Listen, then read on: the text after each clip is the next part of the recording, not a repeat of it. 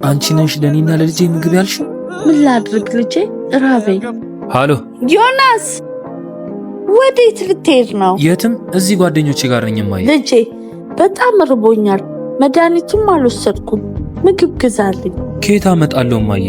እኔ እጄ ላይ ምንም ገንዘብ የለም። ከጓደኞችሽም ቢሆን ተበድረሽ ብዬ። ለነገሩ ልክ ነህ። አንተስ ቢሆን ከየት ታመጣዋለህ? ቶ መድኃኒቱ ቢሆን ግድ የለም ቶ ይቅር። እንደው ልጄንም ማይሆን ጥያቄ ጠይቄው አሳዝኘው ይሆን? እንደው ባልጠይቀው እንደራበኝ ብቀርስ። የት ደረስሽ? ምን ሆነ ነው እስካሁን ያስቆየኝ? እኔ እኮ ደርሻለሁ። ያበደ ቁርስ ነው ምጋብዝሽ። አረ ቁርስ ብቻ? አንቺ ብቻ ይቅርበኝ እንጂ የፈለግሽውን ነው ምጋብዝሽ። በቃ ባክፍ ከማዘር ጋር ነው እንዴ? ለምን? እንጃ በቃ ማዘር ጨቅጫቃ እየሆነችብኝ። የኔ ልጅ አንዴ ነይማ። እሺ የኔ ልጅ በእናትሽ ዛሬ መድኃኒት መውሰድ ነበረብኝ። ምግብ የምገዛበት ተመላሽ ይኖራል?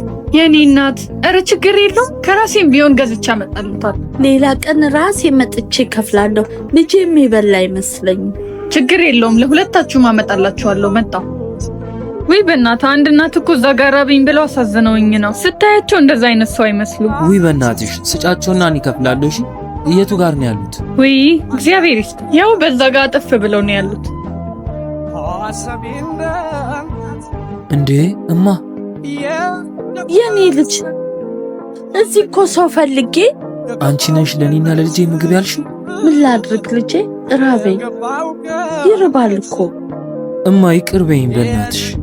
ምግብህ ደርሷል እንዴ?